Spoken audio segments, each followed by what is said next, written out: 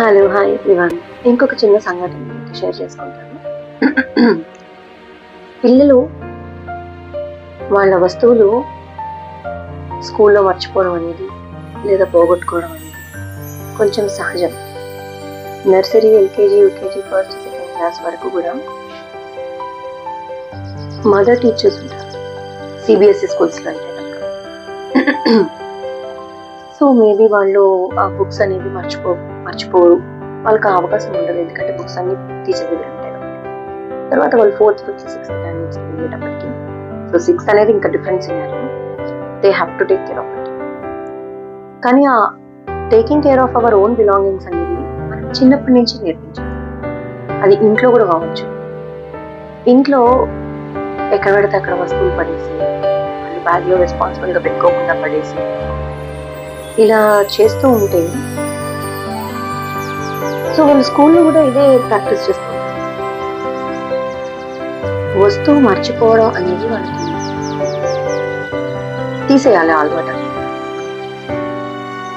అది ఎలా సాధ్యపడుతుంది అంటే, every time we need to keep on repeatedly telling them take care of your own belongings, take care of your own belongings. ఇప్పుడు ఇది అలవాటు కాలేదనుకో, పెద్దగా అయిన తర్వాత మనకి చాలా కష్టం. మనం ఏం చేస్తామంటే, మా పిల్లాడు బుక్స్ ఎందుకు పోగొట్టుకున్నాడని మనం టీచర్ని క్వశ్చన్. ఇది మొన్న రీసెంట్గా ఒక ఇన్సిడెంట్ జరిగింది. ఒక పిల్లాడు book maybe missing for since 1 week or 10 days.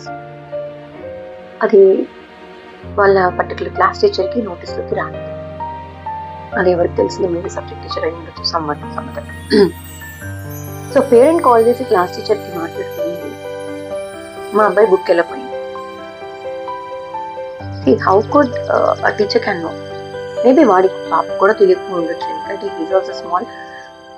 So teacher respond చేసింది, మేడం నాకు ఐడియా లేదు, నేను ఒకసారి మీకు చెక్ చేసి చెప్తాను రేపు క్లాస్లో, లైక్ పిల్లలు వచ్చిన తర్వాత అందరి బ్యాగ్స్ చెక్ చేస్తాను, I will check it out and I will sort it out. So ఆ కన్వర్సేషన్ అక్కడికి అయిపోతుంది. But what parent question you know, అసలు ఎందుకు పోతుంది మా అబ్బాయి పుస్తకం? ఎప్పుడు పోతుంది?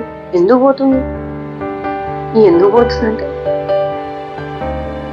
No one will keep on checking all children books. క్లాస్లో నుంచి 30 to 35 people ఉంటారు. అందరి బుక్స్ ఏ టీచర్ చెక్ చేస్తూ కూర్చోలేదు.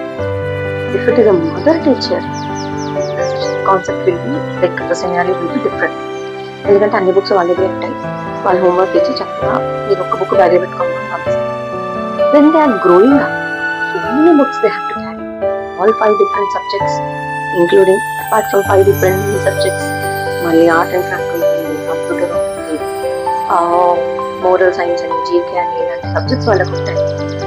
సో ఎందుకు పోయింది అనే దానికి మనము ఎదుటి వ్యక్తిని పాయింట్అవుట్ చేసే కన్నా, పిల్లల్ని నాన్న నీ బుక్ జాగ్రత్తగా తీసుకుని వెంటనే బ్యాగ్లో పెట్టుకోవాలి అని. బట్ మరుసటి రోజు అది ఆటోమేటిక్గా టీచర్కి వేరే అబ్బాయి బ్యాగ్లో దొరికేసింది అనుకోండి. సో యాజ్ ఎ పేరెంట్ నేను ఏమంటానంటే, మనం పిల్లలకి చెప్పాలి, take care of your books, bring your own book. Before packing your bag, check whether your books only are there in the place. పిల్లలు కదండి, వాళ్ళు ఏం చేస్తారు, పక్కన వాళ్ళ పుస్తకం వీళ్ళు బ్యాగ్లో పెట్టుకుంటారు. పాపం వీడికే తెలియదు, పాపం వాడికి తెలియదు. సో ఇలాంటి చిన్న చిన్న మిస్టేక్స్ జరుగుతూ ఉంటాయి. We all together should train children. స్కూల్లో ఎంతసేపు స్కూల్కి పంపించేసాం కదా, స్కూల్లో టీచర్ చూసేసుకుంటుంది, వాళ్ళే చేసేసుకుంటారు అని మనం అసలు అనుకోకూడదు.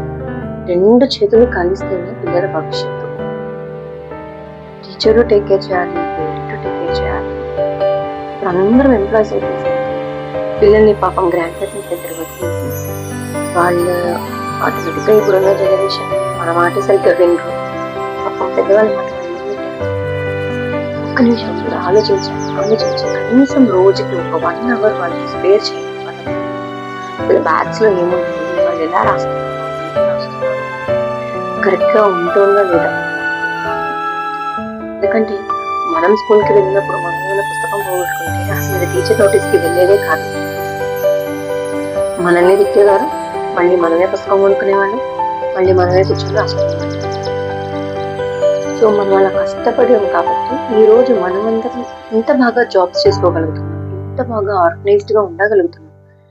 కానీ అది మన పిల్లల దగ్గర మిస్ అవుతాం. పాపం వాళ్ళు ఎలా ఉంటారు రేపొద్దున, వాళ్ళు మన ఏజ్కి కానీ మన స్టేజ్కి కానీ వచ్చేసరికి ఒక్కసారి మీరందరూ ఆలోచించండి ప్లీజ్. Thank you.